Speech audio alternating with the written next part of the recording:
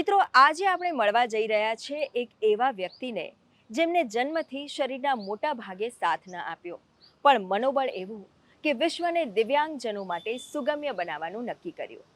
બાળકો જ્યારે રમકડાથી રમતા હોય ત્યારે સમીરભાઈ એ રમકડાને ખોલીને એ સમજવા તત્પર રહેતા કે આ કેવી રીતે ચાલે છે. અને એ જ કુતૂહલતા અને નિર્ધારના આધારે સમીરભાઈએ આજે એક એવી કીટ બનાવી છે જે દિવ્યાંગજનોને નવા સપના અને દિશા આપે છે.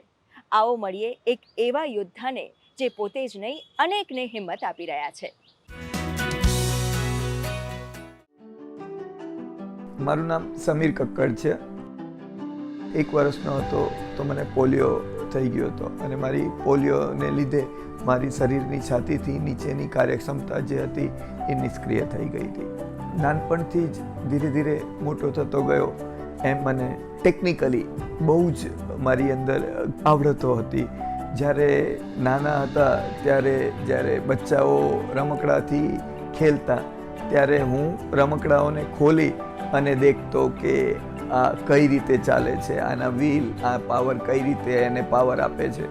જેમ જેમ મોટો થયો એટલે મને ખબર પડી કે ગાડી ચલાવવા માટે પગની જરૂરિયાત છે અને બંને પગ હોય તો જ વાહન ચલાવી શકાય.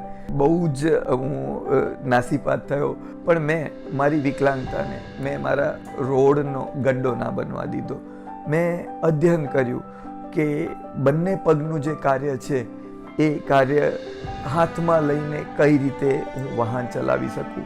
અને મને ધીરે ધીરે મેં એના ઉપર અધ્યયન કર્યું તો મને એમાં સક્સેસતા મળતી ગઈ. જે ગાડીમાં ક્લચ, બ્રેક અને એક્સિલેટર આવે છે એ ત્રણેય કંટ્રોલ મેં એક એવી કીટ બનાવી કે જેનાથી હું આસાનીથી મારા લેફ્ટ હાથથી ક્લચ, બ્રેક અને એક્સિલેટર કરી શકતો હતો અને મારા રાઈટ હેન્ડથી હું સ્ટિયરિંગ કંટ્રોલ કરી શકતો હતો. આ રીતે મેં વાહન ચલાવવાનું ચાલુ કર્યું.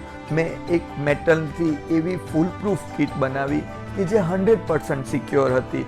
અને આ કીટ જે એ રીતની કીટ હતી કે આ કીટથી હું પણ ચલાવી શકું અને જે પગના કંટ્રોલ છે એનાથી પણ નોર્મલ વ્યક્તિ પણ ચલાવી શકે, જેનાથી આ કીટ લગાવવાથી કોઈ પણ ગાડીની ઓરિજિનાલિટીમાં કોઈ પણ જાતનો ચેન્જીસ નથી થતો. સમીરભાઈ અત્યારે નેપાળ સુધી દિવ્યાંગજનોને મદદ કરી રહ્યા છે. આખા ભારતમાંથી લોકો સમીરભાઈ પાસે પોતાના કારમાં આ કીટ ફિટ કરાવવા માટે આવે છે.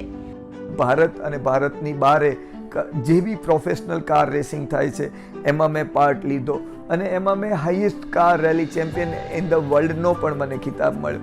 અને મારું એક સપનું હતું કે મારે કાર ચલાવીને આખી વિશ્વની સફર કરવી છે. મારે વિદેશમાં જવા માટે ડ્રાઇવિંગ લાઇસન્સની જરૂર પડે અને ભારત દેશમાં ઇન્ટરનેશનલ ડ્રાઇવિંગ લાઇસન્સ દિવ્યાંગજનોને નહોતું મળતું, જે કાયદામાં નહોતું. મને એના માટે 3 થી 4 વર્ષ પ્રયત્ન કર્યો અને છેલ્લે સોનાનો સૂરજ ઉગ્યો અને ભારતનું પહેલું ઇન્ટરનેશનલ ડ્રાઇવિંગ લાઇસન્સ હાસિલ કરનારું સમીર કક્કડે એ ડ્રાઇવિંગ લાઇસન્સ હાસિલ કરી અને મેં અમદાવાદથી લંડન સુધી ખુદ કાર ચલાવીને 17,000 કિલોમીટર અને 17 ક્રોસ કન્ટ્રી કરીને વિશ્વ રેકોર્ડ કર્યો કે આવું હજી સુધી કોઈ પણ વિકલાંગે વિશ્વમાં આટલી મોટી ગાડી ચલાવીને આટલી કન્ટ્રીઓ ક્રોસ કરી છે. સમીરભાઈની આ મદદથી ઘણા બધા દિવ્યાંગજનો આત્મનિર્ભર બન્યા છે. समीरभाई प्रेसिडेंट अवार्ड थी पण सम्मानित छे. बस में या रिक्शा में ऐसा ट्रैवल करना मेरे लिए थोड़ा डिफिकल्ट था, तो मैं रिक्शा क्या बोलते हैं टैक्सी की वेट कर रही थी, लेकिन बारिश की वजह से टैक्सी अवेलेबल ही नहीं थी. तो मेरा इतना हुआ कि मैं मेन गेट तक भी नहीं जा सकती थी चल के कि मैं वहाँ से कुछ भी जॉब मिल जाए वो कर लूँ. तो मैं तब मेरा बहुत डिफिकल्ट हो गया था कि अरे यार क्या, मैं 1 घंटे तक बैठी कुछ नहीं हुआ.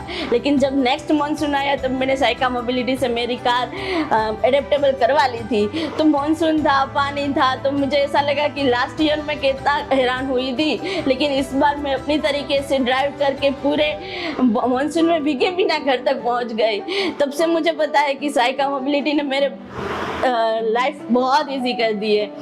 कार चलाने का मुझे बहुत ही शौक था, तो मैंने कार तो ली, रख सकता था ड्राइवर भी और ड्राइवर भी रखा है, लेकिन सेल्फ ड्राइविंग का मुझे बहुत ही शौक था.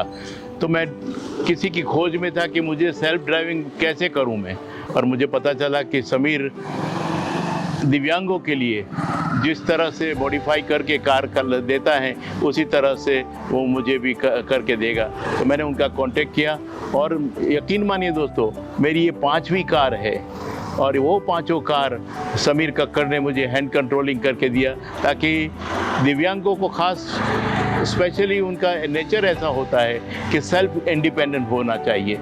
तो मैं भी सेल्फ इंडिपेंडेंट हो गया। ગુડ ન્યૂઝ ગુજરાત માટે અમદાવાદથી શ્વેતા યાદવનો રિપોર્ટ।